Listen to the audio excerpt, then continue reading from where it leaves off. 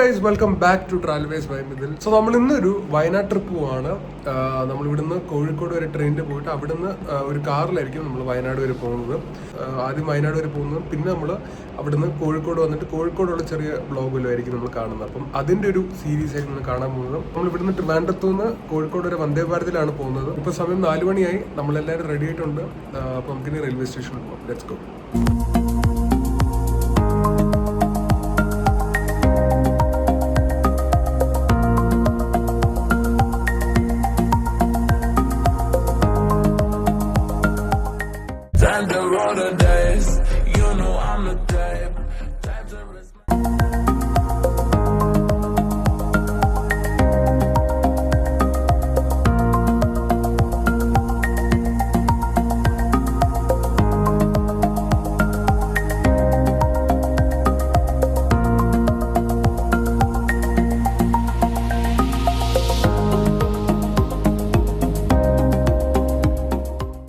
Okay guys, അങ്ങനെ നമ്മൾ Trivandrum central railway സ്റ്റേഷനിലെത്തി.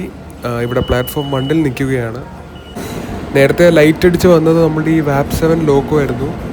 അത് അപ്പുറത്ത് കിടക്കുന്ന ജനശതാബ്ദിക്ക് വേണ്ടി ഫിറ്റ് ചെയ്യാൻ പോകുന്നതാണെന്നാണ് തോന്നുന്നത്. സോ ഇതാ വരുന്നു നമ്മുടെ വന്ദേ ഭാരത്. പ്ലാറ്റ്ഫോം 1-ലാണ് വന്ദേ ഭാരത് വരുന്നത്.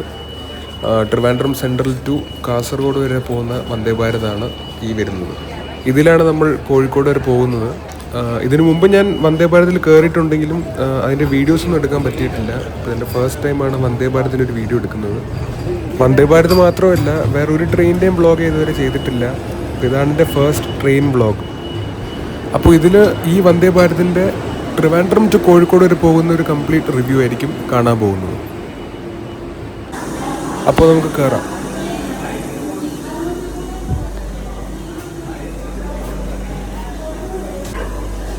ആദ്യം തന്നെ ഇവിടെ ഒരു ഓട്ടോമാറ്റിക് ഡോറുണ്ട്,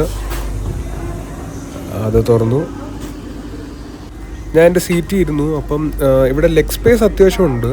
ഒരു പൊക്കമുള്ള ഒരാൾക്കൊക്കെ ഇരിക്കാൻ പറ്റുന്ന രീതിയിൽ ലെഗ് സ്പേസ് ഒക്കെ ഉണ്ട്. അങ്ങനെ ഷാർപ്പ് 5:15 തന്നെ നമ്മൾ ട്രെയിൻ ട്രിവാൻഡ്രം സെൻട്രൽ നിന്നും സ്റ്റാർട്ട് ചെയ്തു. ഇനി അടുത്ത സ്റ്റോപ്പ് എന്ന് പറയുന്നത് കൊല്ലമാണ്. വന്ദേ ഭാരതിൻ്റെ ആ ഒരു നല്ല ആക്സിലറേഷൻ നമുക്കിവിടെ കാണാൻ പറ്റും.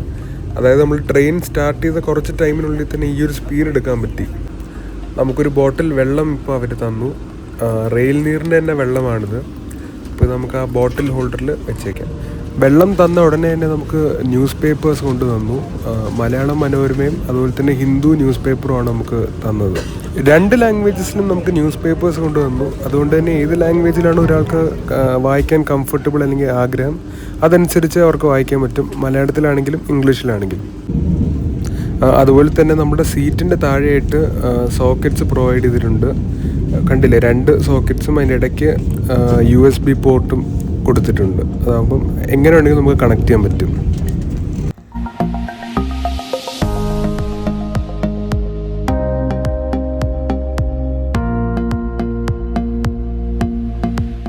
സമയം 5:47 നമ്മളിപ്പോൾ വർക്കല ക്രോസ് ചെയ്തപ്പോഴേക്കും ഇവിടെ ബിസ്ക്കറ്റും ചായയൊക്കെ കൊണ്ടുവന്നു. ഇത് യൂണിബിക്കിൻ്റെ ഓട്സ് ഡൈജസ്റ്റീവ് ബിസ്ക്കറ്റ്സ് ആണ്. അതുകൂടാതെ ചായയല്ല, ഇതൊരു ഇൻസ്റ്റൻറ്റ് ടീ പ്രീമിക്സ് ആണ്. ഈ കമ്പനിയുടെ masala chai instant tea premix ആണ് അവർ തന്നത്. നമ്മളിനി ഇതിനെ ചൂടുവെള്ളത്തിൽ മിക്സ് ചെയ്ത് ചായ ഉണ്ടാക്കണം.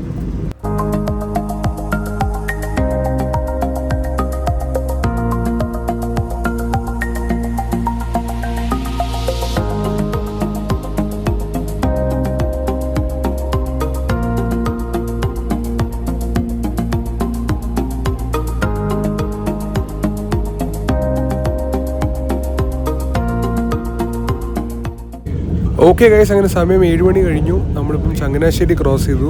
അപ്പോഴേക്കും നമുക്ക് ബ്രേക്ക്ഫാസ്റ്റ് അവർ കൊണ്ടുവന്നു. ഇതാണ് നമ്മളുടെ ബ്രേക്ക്ഫാസ്റ്റ്. നമുക്ക് തുറന്നു നോക്കാം.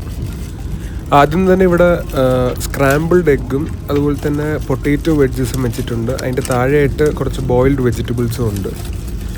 പിന്നെ ഇതാ ഇവിടെ ഒരു കവറിൽ നമുക്കൊരു ബട്ടർ കേക്ക് ആണെന്ന് തോന്നുന്നു. അങ്ങനെ ഒരു ചെറിയൊരു പീസ് ഓഫ് കേക്ക് വെച്ചിട്ടുണ്ട്. പിന്നെ മറ്റൊരു കവറിൽ അവരൊരു ബൺ തന്നിട്ടുണ്ട്. എനിക്ക് തോന്നുന്നൊരു വീറ്റ് ബണ്ണാണെന്നാ, അതും ഹെൽത്തി ആക്കാൻ വേണ്ടിയിട്ട്. പിന്നെ ബണ്ണി തേക്കാനാണ് ആ ബട്ടർ വെച്ചിട്ടുണ്ട് അമൂലിൻ്റെ. പിന്നെ വീണ്ടും ഒരു ഇൻസ്റ്റൻറ്റ് പ്രീമിക്സ് കൊണ്ടുവന്നിട്ടുണ്ട്. ഇത്തവണ കോഫിയാണ്. അതേ കമ്പനിയുടെ തന്നെയാണ്. പിന്നെ ഒരു കെച്ചപ്പിൻ്റെ ഒരു സാഷയും പിന്നെ മൗത്ത് ഫ്രഷ്നറിൻ്റെ ഒരു ഇത് വെച്ചിട്ടുണ്ട്. അതുപോലെ തന്നെ താഴെ ടിഷ്യൂവും വെച്ചിട്ടുണ്ട്. കൂടാതെ ഇത് കഴിക്കാൻ വേണ്ടി ഒരു സ്പൂണും തന്നിട്ടുണ്ട്. അപ്പോൾ മൊത്തത്തിൽ ഒരു ഹെൽത്തി ബ്രേക്ക്ഫാസ്റ്റ് ആണെന്ന് തോന്നുന്നു. നമുക്കിനി കഴിച്ചിട്ട് എൻ്റെ റിവ്യൂ പറയാം. ഓക്കെ ഗൈസ്, അങ്ങനെ ബ്രേക്ക്ഫാസ്റ്റ് കഴിച്ചു. അപ്പോൾ ഇനി അതിനെക്കുറിച്ച് പറയുകയാണെങ്കിൽ ഓവറോൾ ഞാനൊരു 7 out of 10 കൊടുക്കും.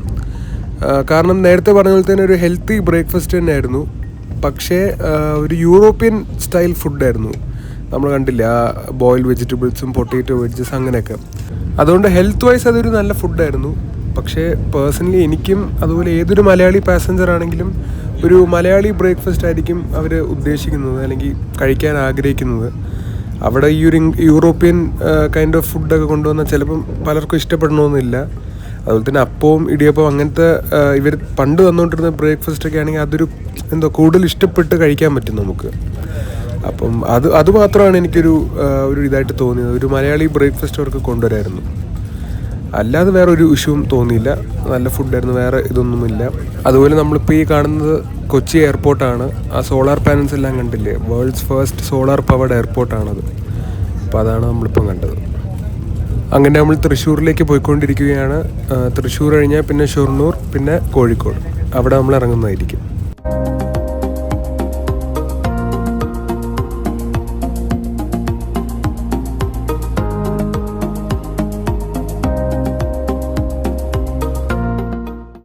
നമ്മളുടെ ഈ ട്രിപ്പിൽ വന്ദേ ഭാരതിൻ്റെ റിവ്യൂ പറയുന്ന സ്ഥിതിക്ക് വാഷ്റൂമിൻ്റെ റിവ്യൂ പറയാതിരിക്കാൻ പറ്റത്തില്ല. അപ്പോൾ വാഷ്റൂമിൽ കയറി അതിൻ്റെ ഒരു കംപ്ലീറ്റ് റിവ്യൂ എടുത്തിട്ട് നമുക്ക് വരാം.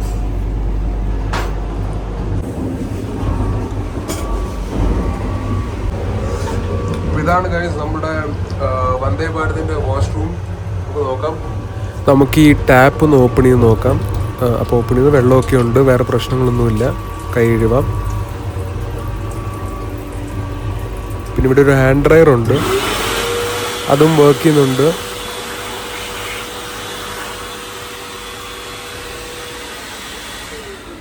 പിന്നെ ഇവിടെ ഒരു വെസ്റ്റേൺ ക്ലോസറ്റ് ഉണ്ട്. അപ്പം ഞാൻ കയറിയത് വെസ്റ്റേൺ ക്ലോസറ്റ് ഉള്ളൊരു ബാത്റൂമിലാണ്. ഇതിൻ്റെ ഓപ്പോസിറ്റ് ഉള്ളത് ഇന്ത്യൻ ക്ലോസറ്റാണ്.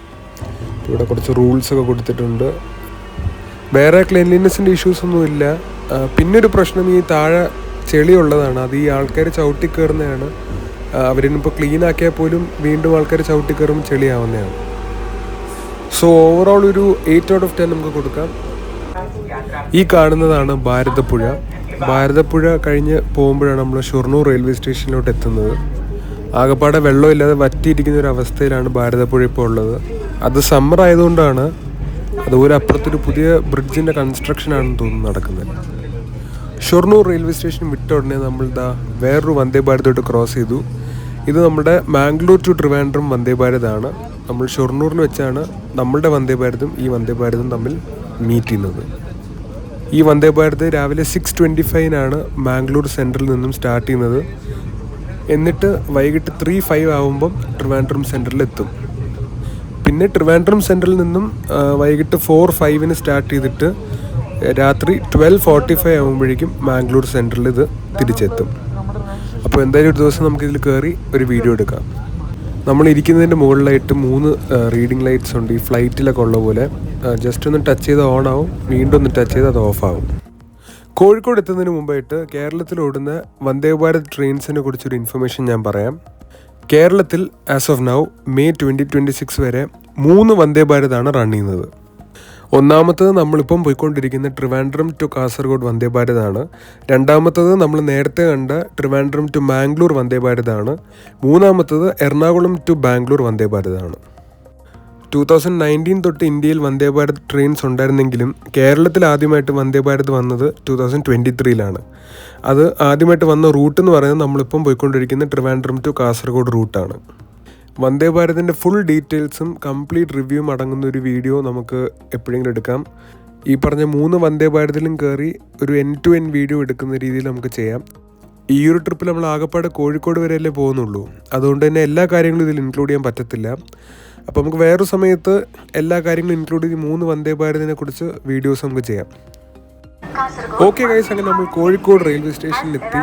അപ്പോൾ നമ്മൾ ട്രെയിനിൽ നിന്നും ഇറങ്ങി ഇനി നമുക്ക് അങ്ങോട്ട് നടക്കാം. ഷെഡ്യൂൾ ടൈം 11 മണി കഴിഞ്ഞിട്ടാണെങ്കിലും നമ്മളൊരു 5 മിനിറ്റ്സ് ഡിലേ കഴിഞ്ഞിട്ടാണ് എത്തിയത്. 11:10 അടുപ്പിച്ചാണ് നമ്മളിവിടെ എത്തിയത്.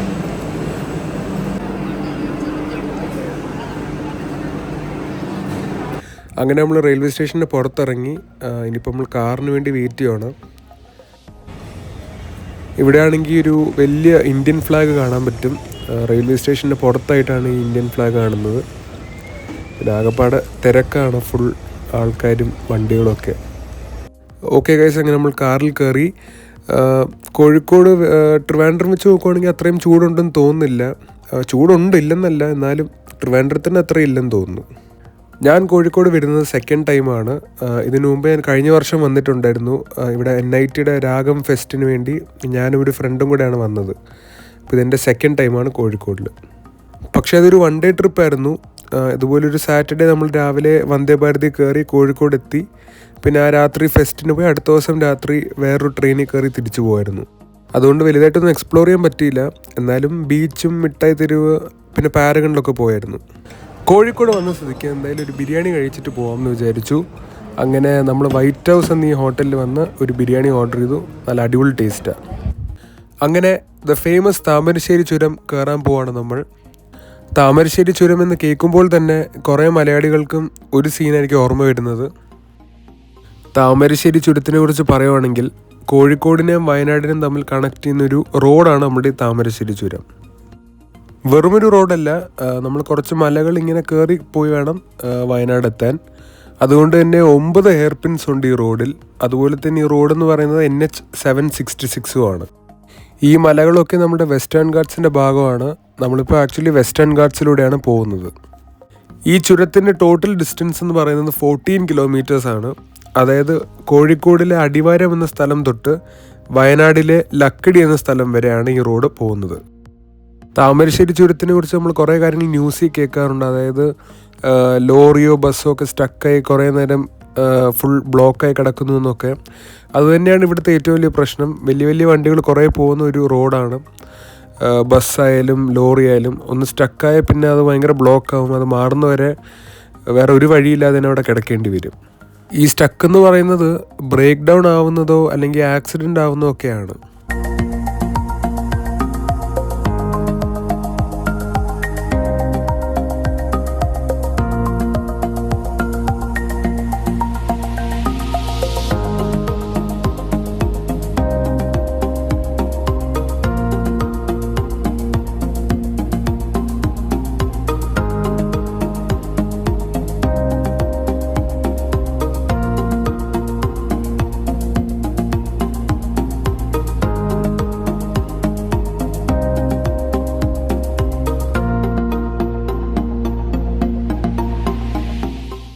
ഓക്കെ ഗൈസ്, അങ്ങനെ നമ്മൾ ഫൈനലി വയനാട് എത്തി.